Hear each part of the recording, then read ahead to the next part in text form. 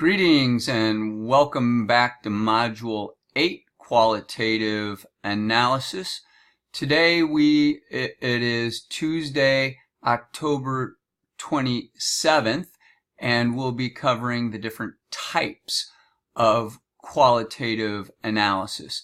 We'll be covering basic, case study, content, and historical research.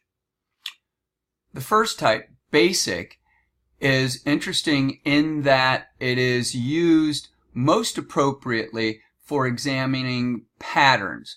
This may be patterns of behavior, this may be patterns of action or incidents, often used by teachers doing action research in their classroom where they may be observing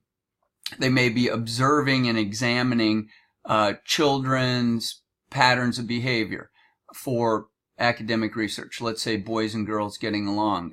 Easily, something could be as obvious as boys and girls cooperating or speaking to each other in small groups. Now, what's interesting is you create your observational notes. You then distribute your observational notes to 3 different readers, and each one of them reads it to determine if the pattern that you establish is correct or not. And if all 3 of them independently agree that the pattern that you've identified is accurate, then you can move forward in the research process of analysis and reporting. The next type of research is case study. Case study is interesting because it gives that thick, rich description that we talked about earlier. And case study is primarily focused on one topic and is an in-depth view or research of that one topic.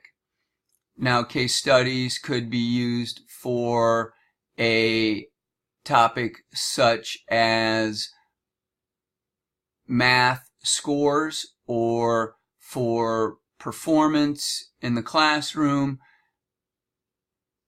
looking at different children, for instance, maybe children who are receiving special support and are children with special needs, and looking at each individual case or each individual child by perhaps a social worker or school psychologist or teacher.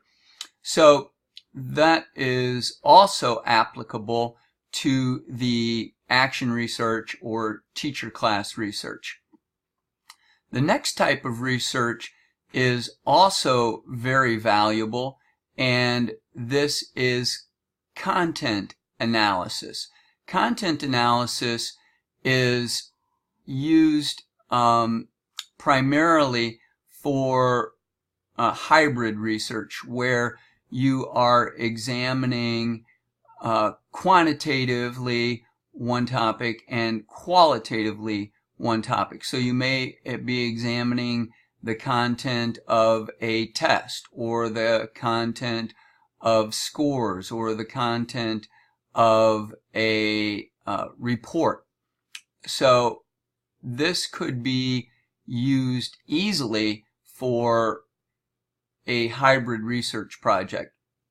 The last that is very applicable is historical research. And this is where you are primarily doing maybe a secondary or replication study using historical data, maybe GPAs over a period of time, perhaps to write a report about the effectiveness of a program or the effectiveness of a new method of teaching.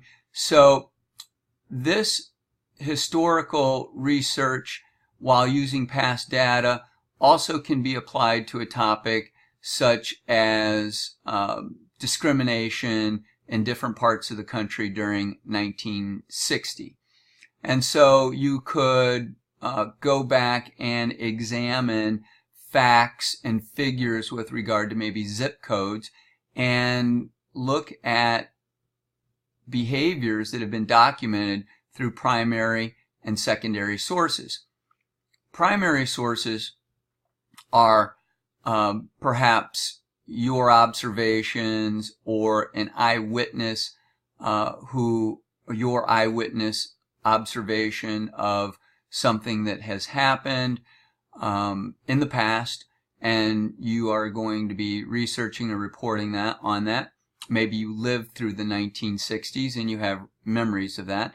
And then there's secondary data, which is the type of data that you might get from a newspaper, you might get from a magazine, you might get from a journal article. And that secondary type of information is the type of information that is reported on by maybe a journalist, that's reported on by a researcher, that's reported on by someone who has produced some information about the topic and is reporting on it and saying that they observed it and you're using their observations.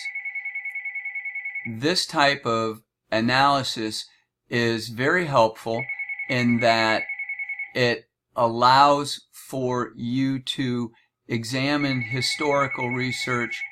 Yeah, that phone's a little annoying, and it's interesting that I get these interruptions during a presentation. Sorry about that.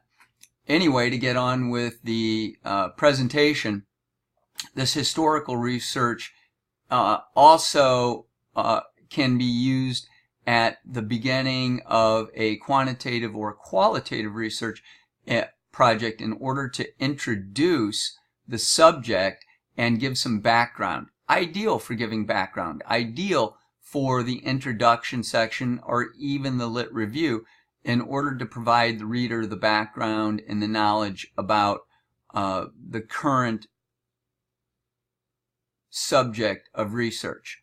So to wrap up, these are the most applicable forms or types of qualitative research that would be used at the master's level or would be used at the doctoral level in conjunction with other more robust research methodologies, maybe phenomenological research, maybe ethnographic research, which are mentioned in chapter 16, but I would like you to take a look at those on your own, and as I suggested, take a look at these and read these in depth and then skim the remainder of the chapter.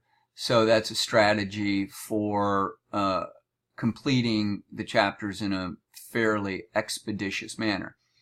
So that's my presentation for today, and I hope that you can follow up with any questions or concerns via email or post in the course Q&A discussion. Bye.